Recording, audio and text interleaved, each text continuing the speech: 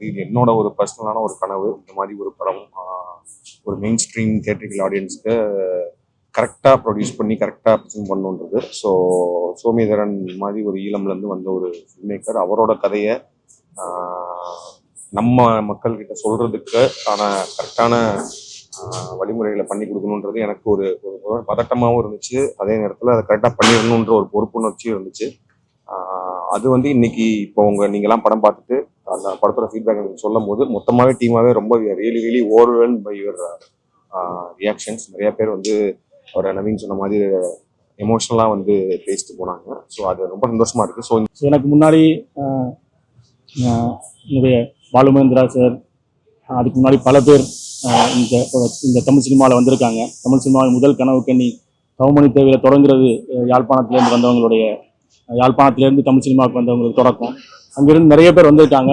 அவர்கள் எல்லாருடைய தொடர்ச்சியாகவும் என்னால் இதை இன்னைக்கு ஒரு இந்த இடத்துல சாத்தியப்படுத்த முடிஞ்சிருக்கிறது. அதை வந்து நான் வந்து ரொம்ப மகிழ்வாகவும் நிறைவாகவும் நினைக்கிறேன். ஸோ இந்த கனவை எங்கள் எல்லாருடைய இந்த கனவை இந்த தமிழ் சினிமாவுக்குள்ள உலகம் முழுவதும் இருக்கக்கூடிய இத்தனை கோடி தமிழர்கள்டையும் இந்த படம் போய் சேரும் என்று நான் நம்புகிறேன். நன்றி. சப்பாத்தி வந்து எங்களுக்கு தெரியாது என்னன்னு. அந்த சின்ன பசங்க கியூரியாசிட்டி தான். அந்த குட்டி பையன் இருக்கான்ல, அவன் தான் நான். ஸோ எனக்கு அந்த அதை விடவும் சின்ன வயசு, 4-5 வயசு. ஸோ அந்த படத்தில் வர சின்ன பையன் தான் நான். ஸோ நீங்கள் படம் அந்த ஓப்பன் பண்ணும்போது அந்த பையனோட கண்ணில் தான் நீங்கள் அவன் பார்க்கறது தான். ஸோ அந்த பையன் தான் நான். அந்த பையன் இவ்வளோ வளர்ந்து வந்து படம் எடுத்து உங்களுக்கு அன்னைக்கு நடந்த வாழ்க்கையை இழப்போர் வந்து அதுக்கு பிறகு நிறைய கண்டுருச்சு, நிறைய பார்த்துருச்சு. இது ஆரம்ப கட்டம். ஸோ அந்த சப்பாத்தின்ற பொருள் எனக்கு தெரியாது. சப்பாத்தின்ற ஒரு உணவு, சாப்பிட்ற ஒரு உணவு இருக்கு. அப்போ அதனால தான் அந்த பையனுக்கு அந்த கியூரியாசிட்டி இருக்கு. அது என்னன்னா அவங்க மட்டும் சாப்பிட்றாங்க, அது என்ன சாப்பிடாது நம்ம அது அந்த கேள்வி எல்லாம் இருக்கு. நீங்க படத்துல பாப்பீங்கல்ல, நான் நிறைய சொல்லலை, படத்துல பார்க்கறேன். ஸோ அந்த உணவு எனக்கு அறிமுகமான அப்படி உணவு இருக்கு, அது சாப்பிட்ற உணவுன்றது இருக்குல்ல. அது சென்னை வந்த அப்புறம் நம்மளும் சாப்பிடலாம்ன்றதே வந்துக்கிட்டேன். நான் சென்னை வந்த முதல் வரைக்கும் எனக்கு தெரியாது. ஸோ அந்த அதெல்லாம் நம்ம மக்களும் சாப்பிட்றாங்க அந்த உணவை, ராணுவம் மட்டும் சாப்பிட்ற உணவு இல்லைன்றது அப்புறம். ஸோ அந்த மாதிரியான விஷயம் இருக்குல்ல அப்போ உங்களுக்கு. ஸோ அது வந்து ஒரு ராணுவத்தினுடைய உணவாக தான் உங்களுக்கு தெரிஞ்சு. சார், வந்திருக்க மீடியா எல்லாருக்கும் வணக்கம். இது எங்களோட கனவு படம். இது ஒரு கனவு ப்ராஜெக்ட். இவ்வளோ பெரிய ஸ்கோப், இவ்வளோ பெரிய மீடியா லைட் எங்களுக்கு கிடைச்சிருக்கிறது மிக பெரிய சந்தோஷமான விஷயம். இனிமேல் வந்திருக்க எல்லோருக்கும், இந்த படத்தை ப்ரொடியூஸ் பண்ண ஸ்டோன் பெஞ்ச், கார்த்திகேயன் சார் எல்லாருக்கும், எங்களுடைய இயக்குனர் சோமேதரன் சார், நடித்த நவீன் சார், சித்து, மற்ற எல்லா கலைஞர்களுக்கும் மிக நன்றி. Thank you so much.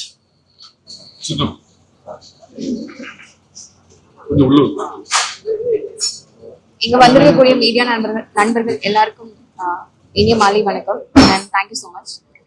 இதுல நான் ஒரு கேரக்டர் பண்ணியிருக்கேன். இந்த எமோஷன்ஸ் எல்லாம் உங்களுக்கு கனெக்ட் ஆயிருக்கும்னு நினைக்கிறேன். இவ்வளோ நாள் நாங்கள் பண்ண ஹார்ட் ஒர்க், எஃபர்ட்ஸ் எல்லாமே வந்து உங்க முன்னாடி வச்சிருக்கோம். நீங்க தான் வந்து மக்கள் கிட்ட எடுத்துட்டு போய் சேர்க்கணும். தேங்க்யூ. எல்லாருக்கும் வணக்கம். ஒரு நாள் வெயிட் பண்ண ஒரு நாளுக்கு எல்லாருமே ரொம்ப நிகழ்ச்சியா எமோஷனலா வந்து எல்லாரும் சொன்னதுக்கு ரொம்ப தேங்க்ஸ். எல்லாருமே மக்களுக்கு கொண்டு போய் சேருங்க. ரொம்ப நன்றி. ஸோ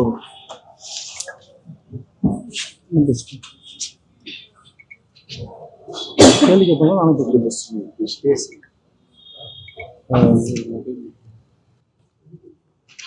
இதுதான் முதல் வந்து இப்போ ஒரு ஹவுஸ்ஃபுல்லாக ஒரு ஸ்க்ரீனிங் நான் பார்த்தேன். உண்மையில அது வந்து ஒரு பத்திரிகையாளராக தான் என்னுடைய இந்த ஊடகத்துக்கான பயணத்தை ஆரம்பித்தேன்.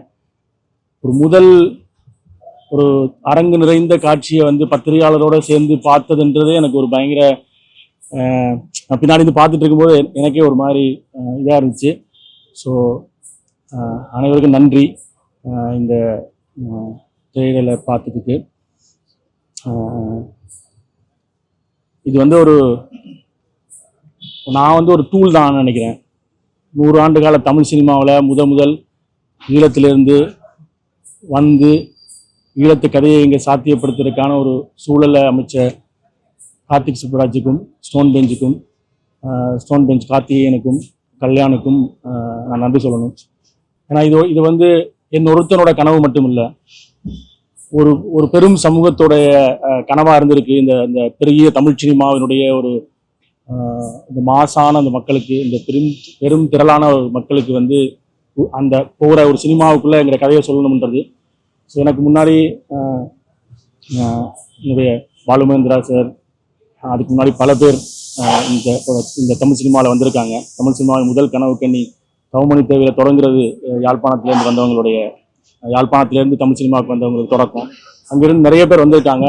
அவர்கள் எல்லாருடைய தொடர்ச்சியாகவும் என்னால் இதை இன்னைக்கு ஒரு இந்த இந்த இடத்துல சாத்தியப்படுத்த முடிஞ்சிருக்கிறத வந்து நான் வந்து ரொம்ப மகிழ்வாகவும் நிறைவாகவும் நினைக்கிறேன். ஸோ இந்த கனவை எங்கள் எல்லாருடைய இந்த இந்த கனவை இந்த தமிழ் சினிமாவுக்குள்ள உலகம் முழுவதும் இருக்கக்கூடிய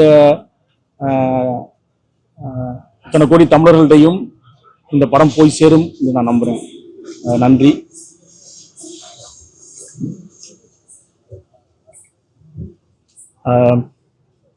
அந்த படம் பார்த்துருப்பீங்க. நான் உங்கள்கிட்ட எல்லாம் ஏற்கனவே இந்த படம் தொடங்கும் போது கேட்டுக்கொண்டது மாதிரி இதனுடைய அந்த கிளைமேக்ஸ் காட்சி, அந்த காட்சிகளை சொல்லாமல் இருக்கிறது வந்து அந்த படம் பார்க்கக்கூடிய பார்வையாளர்களுக்கு அந்த படம் பார்க்கறதுக்கான முழுமையான ஒரு நிறைவான ஒரு எக்ஸ்பீரியன்ஸை கொடுக்கும். அதனால் நீங்கள் படத்தை பற்றி உங்களுடைய நிறைவான கனிவான சரியான விமர்சனங்களை நீங்கள் செய்யுங்க. ஆனால் அந்த கிளைமேக்ஸ் காட்சிகளை மட்டும் தவிர்த்துட்டு அந்த விமர்சனங்களை முன்வைங்க.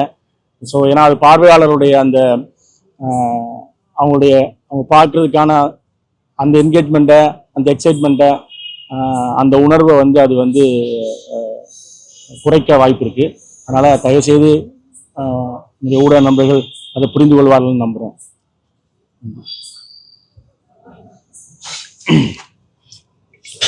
எல்லாருக்கும் வணக்கம்.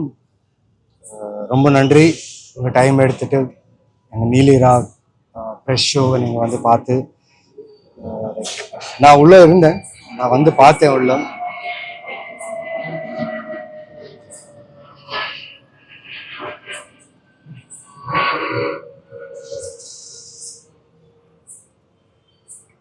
ஸோ ப்ரெஷ் ஷோ நடக்கும்போது நான் உள்ளே வந்து பார்த்தேன். டைலாக்ஸ்க்கு, லைன்ஸ்க்கு, வரிகளுக்கு எல்லாமே ஒரு நல்ல அப்ளாஸ், கிளாப்ஸ் கிடைச்சிது. எங்கெங்கே டென்ஷனாக இருக்குதோ அங்கெல்லாம் ரொம்ப சைலன்ஸ் இருந்துச்சு, பின் ட்ராப் சைலன்ஸ் இருந்துச்சு. அண்ட் நான் ஒன்று நோட் பண்ணது என்னன்னா, யார் கையிலையும் ஃபோன் இல்லை. No one is touching the phone, no one is seeing the phone. அது ரொம்ப சந்தோஷமாச்சு. ஏன்னா ஒரு கதைக்கு வேண்டிய ஒரு என்கேஜ்மெண்ட் தான் ரொம்ப இம்பார்ட்டன்ட். ஸோ எல்லாரும் என்கேஜ் ஆகி பார்த்து, அதுவும் அப்புறம் சில விஷயங்களை கிளாப்ஸ் அடித்த விஷயம்லாம் எனக்கும் டைரக்டருக்கும் நான் சனத்து நாங்கள் 3 பேர் பின்னாடி நின்று இருந்தோம். அது ரொம்ப எமோஷனல் ஆயிடுச்சுன்னா ஷூட் முடிச்சு எப்போ வரும் படம், அந்த ஒரு ஆர்வம் எங்கள் ஆக்ட்ரஸ் எல்லாருக்கும். ஏன்னா நாங்கள் நடிச்சதுக்கப்புறம் இது ஆடியன்ஸ்க்கு ப்ரெசென்ட் பண்ணோம், ஆடியன்ஸ் வந்து எப்படி ஃபீல் பண்ணுவாங்க. ஃபர்ஸ்ட் ஆடியன்ஸ் நீங்கள் தான் இருந்தீங்க. அண்ட் உங்களோட ரியாக்ஷன்ஸ் எங்களுக்கு ரொம்ப வேல்யூபிளாக இருந்துச்சு. தேங்க்யூ. அண்ட் ஷோ முடிச்சு வழியில் வந்ததுக்கப்புறம் என்னையும் எங்கள் டீம் எல்லாரையும் வந்து ஒரு ஹக் பண்ண ஒரு விஷயம் இருக்கு இல்லையா, அது ரொம்ப எமோஷ்னலாக பண்ணிடுச்சு.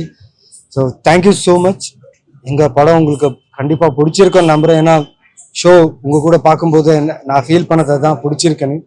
So spread a good word of மவுத்.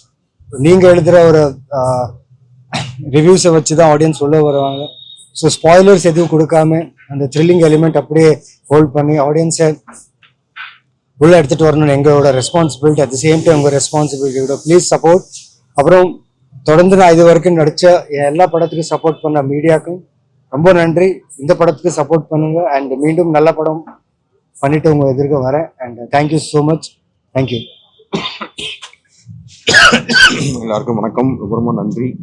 நான் இது முன்னாடியே நிறைய ஃபர்ஸ்ட் ப்ரெஸ் மீட்டில் சொன்ன மாதிரியே வந்து இது என்னோட ஒரு பர்சனலான ஒரு கனவு. இந்த மாதிரி ஒரு படம் ஒரு மெயின் ஸ்ட்ரீம் தியேட்டரிக்கல் ஆடியன்ஸ்க்கு கரெக்டாக ப்ரொடியூஸ் பண்ணி கரெக்டாக ப்ரெசென்ட் பண்ணுன்றது. ஸோ சோமேதரன் மாதிரி ஒரு ஈழம்லேருந்து வந்த ஒரு ஃபில்ம் மேக்கர், அவரோட கதையை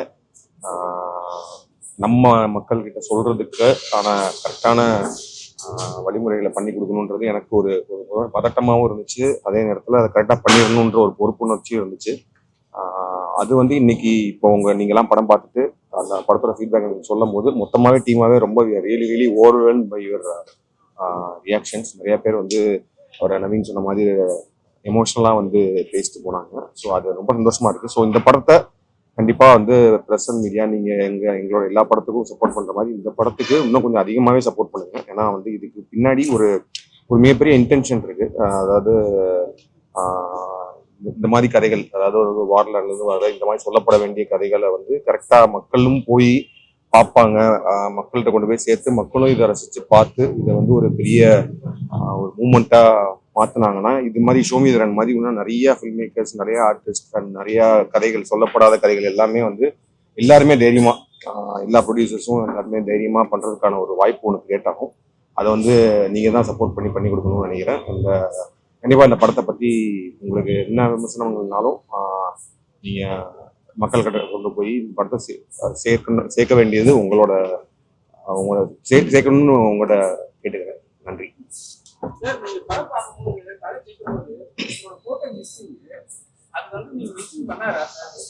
ஒருத்தரோட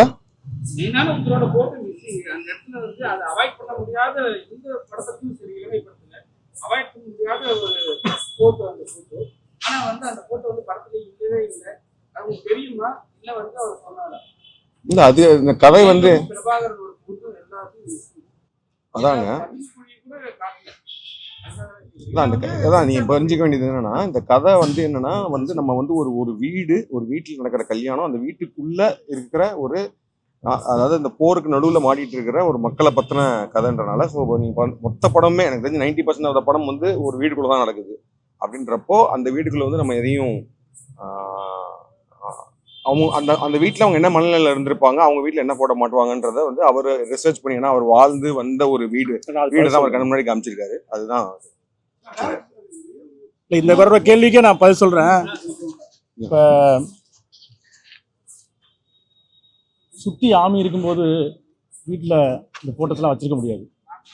நீங்க வந்து சென்சார்லாம் கேட்குறீங்க. சுற்றி ஆமி இருக்கும்போது இருக்கிற வாழ்க்கைன்றது இருக்குல்ல, நீங்கள் வாழ்க்கை தான் அன்றைக்கி படத்தில் பார்த்துருக்கீங்களா? அங்கே வந்து என்ன படம் இருக்கணுன்றது நம்ம தீர்மானிக்கிறது கிடையாது. இல்லை, வச்சிருக்கவே முடியாது. இல்ல அதுதான் இப்ப நீங்க வச்சிருப்பாங்கன்னு நினைக்கிறீங்கல்ல, ஆனா அது அப்படி ரியாலிட்டியில இல்லைன்றது இவர் அங்க இருந்துட்டு வந்தனால அது சொல்றாரு. இந்த நேரம் ஆர்மி சுத்தி இருக்கிற இடத்துல நீங்க வச்சிருக்க முடியாது. வச்சிருந்தா நீங்க என்ன நடக்கும்? இல்ல அங்க அதான் சொல்றேன். நீங்க வந்து இது ஒரு 88ல நடக்கிற கதை. அவங்க நீங்க படம் பார்த்துருக்கீங்கல்ல, படத்துல அவங்க எந்த வகையான ஒரு வாழ்க்கை சூழல் இருக்கு, ஒவ்வொருத்தரும் எப்படி வாழ்றாங்கன்னு இருக்குல்ல, நீங்க போராளிகளா இருக்கட்டும், ஒவ்வொருத்தருக்கோட வாழ்க்கை சூழலே வேற மாதிரி இருக்கு. அந்த சூழல் அப்படி எக்ஸ்பிளிசிட்டா இருக்க முடியாத சூழல் இருக்கு இல்லையா? ஆமா, இப்ப என்னுடைய வாழ்க்கை நான் வந்து பிறந்ததுலேருந்து போர் தான். நான் பிறந்ததுலேருந்து என்னுடைய 20 வருஷம் வந்து நான் போருக்குள்ள மட்டும் தான் இருந்தேன். நான் பிறந்து 14 நாள் யாழ்ப்பாண நூலகத்தில் 94,000 புத்தகங்களோட யாழ்ப்பாண நூலகம் விரிக்கப்பட்டது. அப்போதான் நான் பிறந்தேன். அப்ப இருந்தே போர் தான் எனக்கு வந்து. என்னோட வாழ்க்கைன்றதே போர் வாழ்க்கை. நீங்க உங்களோட வாழ்க்கை சென்னை வாழ்க்கையா இருக்கும், ஒருத்தருக்கு மதுரை வாழ்க்கையா இருக்கும். அந்த மாதிரி என்னுடைய வாழ்க்கைன்றது போர் வாழ்க்கை தான். எல்லாமே போருக்குள்ள வாழத்தான் நாங்கள் பழகிக்கணும். ஸோ போர் வாழ்க்கைக்குள்ளதான் நாங்கள் வந்து முழுமையாக வாழ பழகிக்கணும். ஸோ அந்த போர் வாழ்க்கைக்குள்ள நடந்த பல இரவுகளில் ஒரு இரவு தான் இது. இதுல சொல்லப்படாத பல இரவுகள் இருக்கு. நீங்க ஒரு கேள்வி அடிஷன் பண்ணிட்டு இருக்கீங்களா? சொல்லப்படாத பல இரவுகள் இருக்கு. சொல்லுகிற ஒரு இரவு இது. இது வந்து சொன்ன மாதிரி சார், இது வந்து ஒரு பிகினிங் இந்த மாதிரி கதைகளை சொல்றதுக்கு. ஸோ இதில் நம்ம முன்னாடியே சொன்ன மாதிரி இதில் சொல்லப்பட வேண்டிய பல கதைகள், பல ஆங்கிள், பல பெர்ஸ்பெக்டிவ்ஸ் இருக்கு. இந்த கதை வந்து நாங்கள் வந்து இப்போ ஃபர்ஸ்ட் டைமா இதை வந்து நம்ம கொண்டு வரோம் இல்லையா? இதை எப்படி ரிசீவ் பண்ணிக்கிறாங்க பொறுத்து தான் வந்து அடுத்தடுத்து எல்லாரும் தைரியமா முன்னேறுவாங்கன்ற.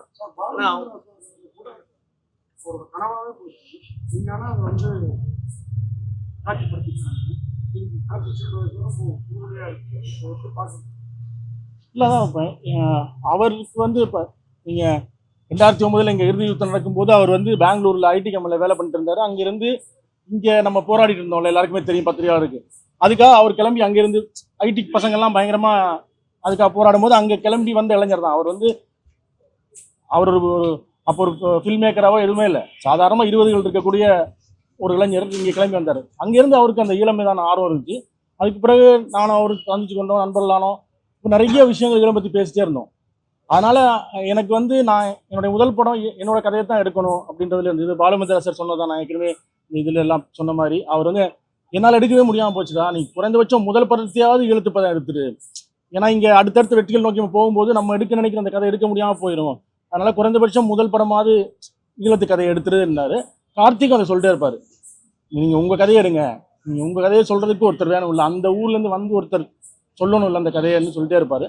அதுக்கான சாத்தியப்பாடு இந்த படத்தில் நிகழ்ந்திருக்குன்னு நினைக்கிறேன். சார் காங்கிரஸ் தலைவரோட படங்கள் வந்து அந்த வீட்டில் இருந்துச்சு, அது எதனால அந்த ஊரில் அதை வச்சிருப்பாங்க சார்? ஈபுரம் சார் ஃபர்ஸ்ட் இந்த படத்தை எடுத்தது உங்களுக்கு காட்சி சார். அதாவது இந்தியன் ஆர்மியும் ஸ்ரீலங்கா ஆர்மியும் ரொம்ப நல்லவங்களா? அப்படி நல்லவங்களா நீங்க தான் சொல்லணும். எவ்வளவு பத்திரிகை செய்திகள் ரிப்போர்ட் பண்ணிருக்கீங்க இத்தனை வருஷ காலத்துல. இந்த 40-50 வருஷ கால போர் நடந்த காலத்துல தமிழகத்தில் இருக்க எல்லா பத்திரிகைகளும் ஈழத்தில் நடந்த செய்திகளை ரிப்போர்ட் பண்ணிருக்கீங்கல்ல. இந்த ரிப்போர்ட் பண்ணதுக்கு பிறகு இந்த கேள்வியை வந்து நான் என்னோட பதில இருந்து நீங்க புரிஞ்சுக்கணும்னு அவசியமே இல்லை. ஒரு கார்த்திக் சொன்னார் இல்லையா, அதாவது பல இரவுகள் இருக்கு, இதுல நடந்த ஒரு இரவு கதை இதை பதிவு பண்ணிருக்காங்க. இந்த கதையை லைக்கா மாதிரி இலங்கை பூர்வமா பலரும் செலவு பண்ண படகு அவங்க தயாரிக்க கார்த்திக் சுப்ராஜ் வந்து பண்ணியிருக்காரு. அவருக்கு நீங்க நிறைய பேர்த்த ஏமாற்றம் வந்ததா? அதே மாதிரி ரவிச்சந்திரா சார் கேரக்டர் நல்ல கேரக்டர், மற்ற ஹீரோக்கு எல்லாம் மாட்டான்னு சொன்னாங்களா? அவங்க இது நல்ல கேரக்டர், அவங்களும் பெஸ்டான கேரக்டர் பண்ணாங்க. நிறைய ஏமாற்றம் வந்ததா? நிறைய கதை வந்து இல்லை, நான் கார்த்தியும் அவர் நண்பர்களாக இருக்கிறதுனால நாங்கள் படம் பண்ணுவோம்னு தான் இருந்தோம். நாங்கள் இப்போ என்னைக்காவது அதை படம் கேட்குறாருன்னா இந்த கதையை அவர் போய் எந்த ப்ரொடியூசரையும் சொன்னாரு, அவர் பண்ணிட்டாரு, அவ்வளோதான். ஸோ ஹீரோவும் இல்லாமல் அந்த கேரக்டருக்கு தான் நான் வந்து ஹீரோ எல்லாம் நான் வந்து படத்தில் வந்து அந்த மக்கள் நீங்கள் இப்போ நீங்கள் படம் பார்க்கும்போது நீங்கள் அந்த அதில் வாழ்ந்த உணர்வை நிறைய பேர் சொல்லிட்டு இருந்தாங்க பத்திரிகையாளர் வரும்போது. எனக்கு அந்த முகங்கள்லாம் அந்த ஊர் மாதிரியே இருக்கணும். அந்த முகங்கள் அச்சொட்டாக நமக்கு ஏற்கனவே தெரிஞ்ச பெரிய பெரிய ஸ்டார்ஸ் வரும்போது நீங்கள் அவங்களோட இடத்துக்கு போயிடுவீங்கல்ல. நீங்கள் ஒரு ரியலான வாழ்க்கையை பார்க்கணும். எனக்கு அதுதான் இருந்துச்சு. நான் முதல் தடவையாக வந்து ஒரு ஈழத்தோட வாழ்க்கையை நம்ம ரெஃபரன்ஸ் செட் பண்ணுறோம். ஈழத்தோட வாழ்க்கையை ஒரு பெரிய திரையில நம்ம வந்து முதலாக இந்த மக்களுக்கு காட்டும் போது அது ஈழத்தோட வாழ்க்கையா இருக்கணும். அந்த வீடா அந்த அப்படி இருக்கணும், அந்த மக்கள் நீங்க பார்த்தா அப்படி இருக்கணும்னு நினைச்சேன். இல்ல அதே மாதிரி கேஸ்டிங் பண்றப்போ அது வந்து ஃபுல்லாவே எல்லாமே ஃப்ரெஷ் ஃபேஸஸ்ன்ற மாதிரி போனப்போ நான் சொன்னது வந்து என்னன்னா, இப்போ இந்தியன் ஆர்மின்னு வர்றப்போ வந்து நம்ம லெவலில் நல்ல performers whose also very very much known, நம்ம ஸ்டார்ஸ் அப்படின்ற மாதிரி. ஏன்னா அப்போ நாங்கள் கதை பேசினப்போ வந்து நவீன் சந்திரா அப்போதான் மூவ் பண்ணிட்டு இருந்தாரு. இந்த மாதிரி பண்ணும்போது நல்ல பெர்ஃபார்மர்னு தெரியும். அதே மாதிரி சனந்த் வந்து என்னோட படங்கள் எல்லாத்துலேயுமே நிறையா right from short film time is a great பெர்ஃபார்மர்ன்றது தெரியும். அதனால அந்த 2 பேர் மட்டும் நாங்கள் வந்து ஆல்ரெடி படங்களில் நடிச்சிருந்தவங்களை எடுத்தோம். மற்றவங்க எல்லாமே pretty much பார்த்தீங்கன்னா வந்து புதுசாக இருக்கிற மாதிரி தான் இருப்பாங்க.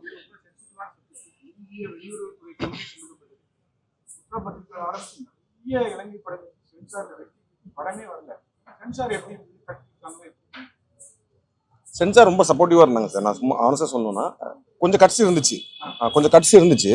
பட் ஆனால் வந்து சென்சார் பார்த்துட்டு அவங்க வந்து இப்போ ஏன்னா இது காமனாக சொன்னது வந்து இப்போ ஸ்டோன் பெஞ்ச் ப்ரொடக்ஷன்லேருந்து நீங்கள் பண்ண படங்களில் this is one of the best அப்படின்ற மாதிரி சொன்னாங்க. அதே நேரத்தில் இந்த வந்து அவங்க இது வாரை பற்றி பேசுது அதுன்றனால வந்து நாங்கள் ஏ சர்டிஃபிகேட் கொடுக்கலாம், பட் ஆனால் வந்து நாங்கள் யூபாரே கொடுக்குறோம், ஏன்னா அந்த கதை வந்து நிறைய பேர் போய் சேரணும் அப்படின்னு சொன்னாங்க. அவங்களோட ரூல் புக்ஸ் அதுக்கேற்ற மாதிரி சில விஷயங்கள் இது வந்துச்சுன்னா ஏதாவது பிரச்சனைகள் வரலாம், அந்த மாதிரி விஷயங்கள் இது வேணாம், இது ஏதாவது அப்படின்ற மாதிரி சில இது சொன்னாங்க. அது நாங்களுமே வந்து மியூச்சுவலாக டிஸ்கஸ் பண்ணிட்டு அப்புறம் வந்து எங்களுக்கும் சரி இது எடுத்துடலான்ற மாதிரி தோணுன சில விஷயங்களை எடுத்தோம். மற்றபடி வந்து இது வந்து எல்லாரும் எதிர்பார்க்குற மாதிரி சென்சார்ல பயங்கரமா இஷ்யூ ஆகிலாம் வரல. Censor was supportive for this.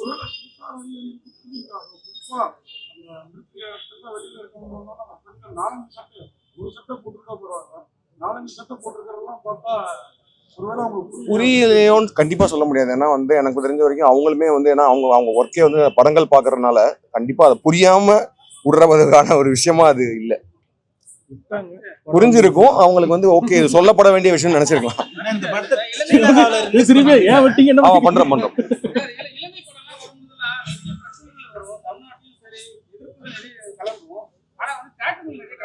நல்ல படங்கள் வந்தாலுமே கிடைக்காது. நிறைய படங்கள் ரிலீஸ் ஆகுது. கேரக்டருக்கு சப்போர்ட் இல்லை சார், இப்போ வந்து என்னன்னா இந்த படம் இப்போ நான் சொன்ன மாதிரி இதை நாங்கள் பண்ணிட்டு அதை வந்து நான் சொன்ன மாதிரி நம்ம ஒரு மெயின் ஸ்ட்ரீம் ஆடியன்ஸ் கொண்டு வரணும்னு நினைக்கிறோம்ல, அதை வந்து சும்மா ஒரு அட்டம்ப்டா பண்ணக்கூடாது, இது வந்து ஒரு ப்ராப்பர் ரிலீஸாக பண்ணணுன்றதுக்காக தான் நாங்கள் ரொம்ப நாள் வெயிட் பண்ணி கரெக்டான ஒரு பார்ட்னர்ஸ் வேணுன்ற மாதிரி தான் பண்ணோம். ராணா ரகுபதியோட ஸ்பிரிட் மீடியா உள்ள வந்ததும் ஒரு மிகப்பெரிய ஒரு சக்ஸஸாக தான் பார்க்குறோம்.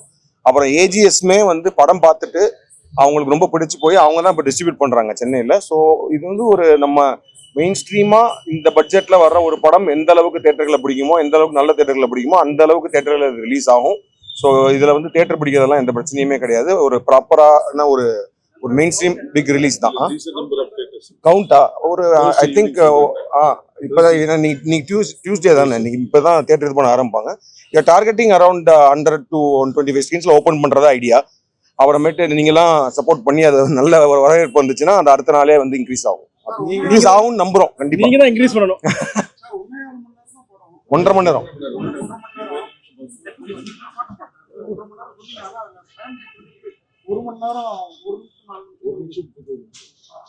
95 மினிட்ஸ் சார் படம்.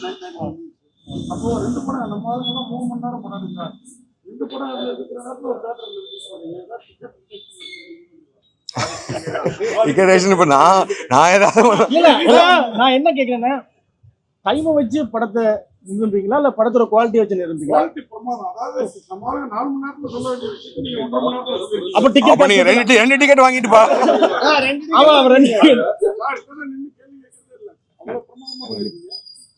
அதான் சார், இது வந்து என்னன்னா 90 மினிட்ஸ் ஃபில்மு. இது வந்து ஒரு மாதிரி இந்த பிரேக் அப்படின்ற கான்செப்ட் இருக்குல்ல, அது இல்லாம பார்க்க வேண்டிய படம் தான். பட் ஆனால் நம்ம தேட்டர்ல வந்து டெஃபினட்டா நம்ம எல்லாருமே அதுக்கு டியூன் ஆயிட்டோம். இன்டர்வல் பிரேக்னு வருது. அது ஒரு காரணம். நம்மளே பிறந்ததுல அப்படிதான் படம் பார்த்து வரோம். ஒரு இன்டர்வல் பிரேக் இல்லைன்னா நம்மளுக்கு ஏதோ ஒரு பதட்டம் ஆயிரும்ல, அதனால அப்படிதான் ரிலீஸ் பண்றோம் இன்டர்வல் பிரேக் வச்சு. பட் ஆனால் 90 மினிட்ஸ் ஃபில்மு. ஸோ உங்களுக்கு அந்த படம் அந்த லென்த் அப்படின்ற இதே வராது.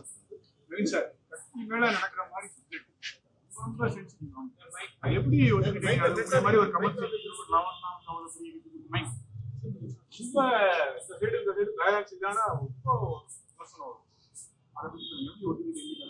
பேலன்ஸ்ட் பீப்புள் இங்கே இருக்கும்போது கதை தான் சார் ஹீரோ.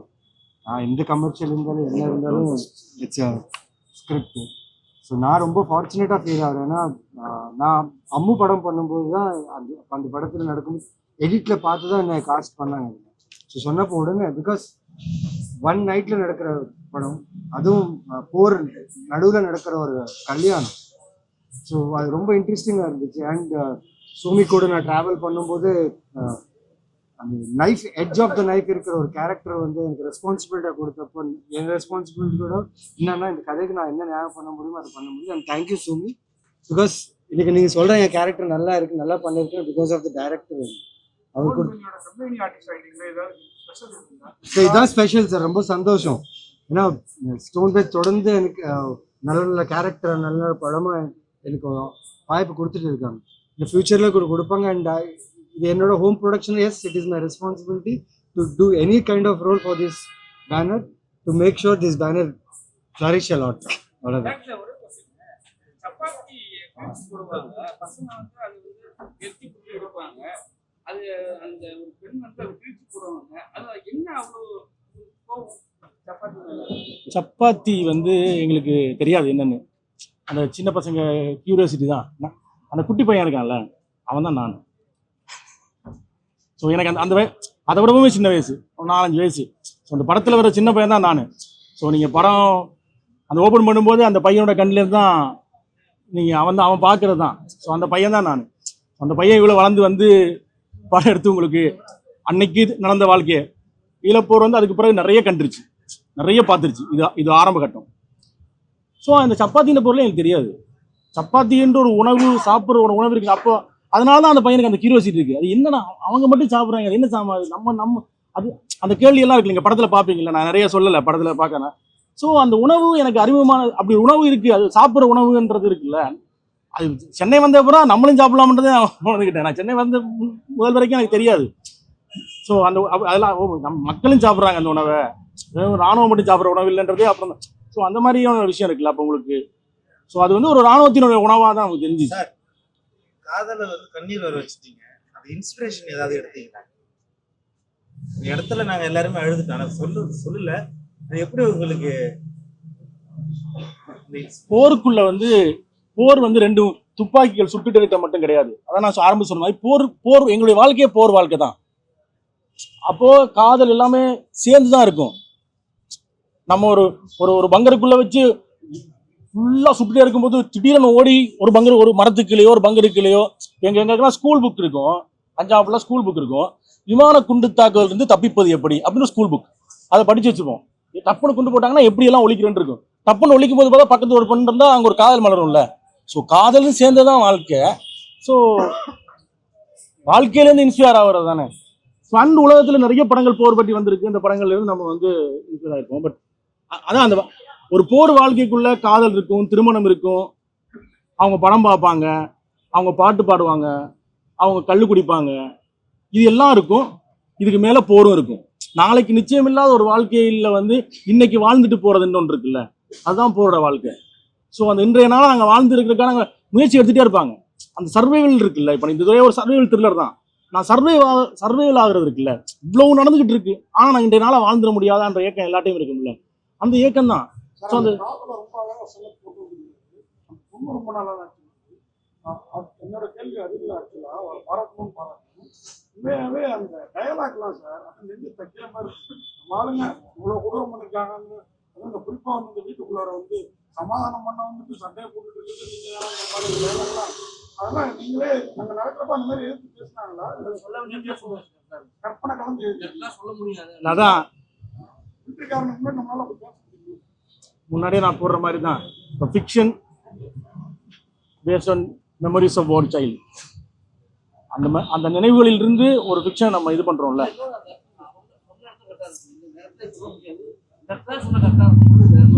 ஒரு நம்ம ஒரு பெரிய நம்ம ஒரு ஃபில்மா பண்ணும்போது நமக்கு கிடைக்கிறது, நான் இந்த கதையை முழுக்க இந்த வீட்டுக்குள்ள சொல்ல நினைக்கிறேன். ஆனா இது ஒரு பெரிய அரசியல். நம்ம அந்த வீட்டுக்குள்ள இருக்கிற சாமானிய மனிதர்களால முடிவு பண்ண முடியாத அரசியல். இன்னைக்கு வந்து ஈரான்லையும் அங்கேயும் சண்டை நடந்துட்டு இருக்கு. ஆனா நம்ம டீ கடையை மூடிட்டாங்க, நமக்கு சாப்பாடு கொடுக்க மாட்டேன்றாங்க. இட்லி வந்து 3 ரூபா வித்த இட்லியை வந்து 10 ரூபா ஆக்கிட்டாங்க. அந்த முடிவை நம்ம எடுக்க முடியல. யாரோ எங்கேயோ எடுக்கக்கூடிய முடிவுகளுக்கு வந்து நம்ம வந்து பலியாகிட்டே இருக்கோம். ஸோ ஈழத்தில் நடந்த போரும் அப்படித்தான். இப்போ நம்ம இந்த கதை நடக்கிற காலப்பகுதியில் நடந்த போரும் இருக்குல்ல, அந்த போருமே வந்து அப்படிதான போர் தான். அங்க இருக்கிற 3 பேர் தரப்பும் இருக்குல்ல, 3 தரப்புமே முடிவெடுக்கிற தரப்பு கிடையாது. அந்த அதுல வர அதை ஒட்டி தான் அந்த டயலாக்கை நீங்க பார்க்கணும். ஸோ இந்த போர் எதுக்கு நான் சண்டை பிடிக்கிறேன்னே அந்த ராணுவத்துக்கு தெரியாது. அப்ப அந்த கேள்வியிலிருந்து தான் அந்த டயலாக் வருது. இப்படி இந்த கேள்விகள் இருக்குல்ல, எனக்குள்ள எழுதக்கூடிய கேள்விகள் இருக்குல்ல. உங்களை மாதிரி பத்திரிகையாளர் தான் நீங்க இவ்வளவு கேள்வி கேட்குறீங்கல்ல, அப்ப நானும் இவ்வளவு, அதுவும் நான் போருக்குள்ள பத்திரிகையாளர் தான் இருந்தேன். அப்ப போருக்குள்ள பத்திரிகையாளர் தான் இருக்கிறவனுக்கு எவ்வளவு கேள்விகள் இருந்திருக்கும். அந்த கேள்விகள்ல இருந்து வந்த பதில்கள் தான் அங்க டயலாக்கா இருக்குன்னு நினைக்கிறேன்.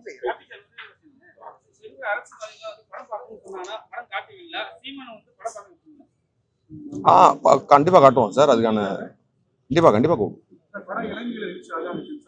ஆகுது சார், ஆகுது. சென்சார் ஆயிடுச்சு, அது இலங்கையில ரிலீஸ் ஆகுது. அது நம்ம ஐ திங்க் செகண்ட் வீக் அப்புறமேட்டு அங்க ரிலீஸ் ஆகுது. இங்க ஏப்ரல் 3 அதான் இது முதல் தடவையா வந்து ஒரு ஈழத்தோட கதை வந்து உலகம் முழுவதும் ரிலீஸ் ஆகுது. புலம்பெயர்ந்த நாடுகள் இருக்கிற தமிழர்கள் எல்லா நாடுகள், லண்டன்ல இருந்து Canada, France, Germany, Norway, Switzerland, Australia எல்லா இடத்துலயும் ரிலீஸ் ஆகுது. இந்த கதைக்களமான யாழ்ப்பாணத்துலயும் ரிலீஸ் ஆகுது. அதுதான் எனக்கு உண்மையில வந்து இவ்வளவு நாடுகள்லயும் ரிலீஸ் ஆகுது. ஏன்னா சின்ன வயசுல இருந்து ஒரு கனவு இருந்துச்சு, என்னைக்காவது இந்த பெரிய திரையில வந்து என்னோட ஊரை பார்க்க முடியாதா, என்னோட வீட்டை பார்க்க முடியாதா, என்னைக்காவது இந்த பெரிய திரையில வர்ற கதை மாந்தர்கள் வந்து என்னுடைய மொழியை பேச மாட்டாங்களான்ற ஏக்கம் எனக்கு வந்து தமிழ் சினிமா படங்களை பார்க்கும்போது சின்ன வயசுல இருந்தே இருந்துச்சு. இன்னைக்கு அது வந்து சாத்தியப்படுது. அது நான் சின்ன வயசுல இருக்கும் ஒரு ஏக்கத்துல இன்னைக்கு ஒருத்தர் இருப்பான்ல யாழ்ப்பாணத்துல, அவன் அந்த பெரிய திரையில அதை பார்ப்பான்றது எனக்கு பயங்கரமான தான். அது ஒரு எமோஷனலான விஷயம் தான். இல்ல, என்னோட ஃபர்ஸ்ட் ஹாஃப் ஆஃப் லைஃப் வந்து ஈழம் தான். அப்புறம் நான் லோயலாவில் விஷுவல் கம்யூனிகேஷன் படிக்கிறேன், இங்கே வந்தேன். லோயலாவில் விஸ்கம் படித்ததுலேருந்து சென்னை வாழ்க்கை தான். அதனால சென்னை கதையும் இருக்கும். இன்னொன்று, இந்த ஈழப்போரில் வந்து தமிழகத்தையும் ஈழத்தையும் பிரிக்கவே முடியாது. ஈழப்போர் கதைகள் எடுக்கும்போது அது தமிழகத்திலையும் தாக்கம் செலுத்தும். தமிழகத்தோட தொடர்பு இருக்கு. உங்களுக்கு நிறைய வரலாறு தெரியும், 80கள் இருக்கு. அந்த கதைகள் எல்லாமே வந்து ஸோ ஈழமும் தமிழகமும் ஒரு சின்ன கடல் மட்டும்தான் நடுவில் இருக்கு. மற்றபடி வந்து உணர்வுகளால ஒன்றான விஷயம்தான். அதனாலதான் நான் நம்பிக்கையா இருக்கேன். இந்த படத்தை வந்து தமிழ்நாட்டில் மக்கள் ஏற்றுக்கொள்வாங்க, அவங்க புரிஞ்சு கொள்வாங்க. இதுவரை காலம் ஈழத்து கதை எடுத்தா அது வந்து மக்கள்கிட்ட ரீச் ஆகாதுன்ற சொல்றாங்கல்ல, அது உடையும் நம்புறேன். ஸோ அதுதான் இன்னைக்கு நீங்க படம் பார்த்ததுக்கு பிறகு நான் புரிஞ்சுக்கிட்டது. இந்த படம் பார்த்துட்டு இவ்வளவு பேர் வந்து அவ்வளவு உணர்வுபூர்வமா இருக்கும்போது, அதான் ஆரம்பத்தில் சொன்ன மாதிரி ஒரு ஒரு ஹவுஸ்ஃபுல் ஸ்கிரீனிங்கா இருந்துச்சுல்ல. இந்த ஹவுஸ்ஃபுல் ஸ்கிரீனிங் வந்து ஒவ்வொரு நாளும் 3ஆம் தேதியில ஆரம்பிச்சு நடக்கும்னு நான் நம்புறேன் தமிழகத்துல. அது ஒரு பெரிய பாதையை, இது வந்து ஒரு சிறிய இதுதான், ஒரு பெரிய சிவர் இருக்கு நம்ம முன்னாடி. அந்த சிவரை உந்தி தள்ளுற வேலை தான் இந்த படம், இந்த சின்ன படம். இதை உள்ளி உந்தி தள்ளிச்சுன்னா தொடர்ந்து வரும் நிறைய கருது. நன்றி நன்றி, எல்லாருக்கும் நன்றி. ரொம்ப மெச்சூரா எடுத்துக்கிட்டு ரொம்ப மெச்சூரா இருக்கு. அதுதான் ரொம்ப ஆச்சரியமா இருக்கு. நீங்க அங்க வாழ்ந்தீங்கிறது புரியுது. அந்த எமோஷனை பெருசா சொல்ல வேண்டியது சொல்லிட்டு ரொம்ப நடுநிலையா ரொம்ப அழகா சொன்னீங்க. நிச்சயமா மிக சிறந்த படம். வாழ்த்துக்கள். ஏன்னா அதான் சொல்றேன், பத்திரிகையாளர் இல்லையா, பத்திரிகையாளர் ஒரு மெச்சூரிட்டி இருக்கும்ல, ஒரு பொறுப்பு இருக்கும்ல, சமூக பொறுப்பு இருக்கும்ல, அது கொஞ்சம் இருந்துச்சு. எந்த தரப்புமே உணர்வுபூர்வமா எமோஷன்ல ஒரு பக்கம் நீங்க போகல. அது மிகப்பெரிய நன்றி நன்றி நன்றி. ஓகே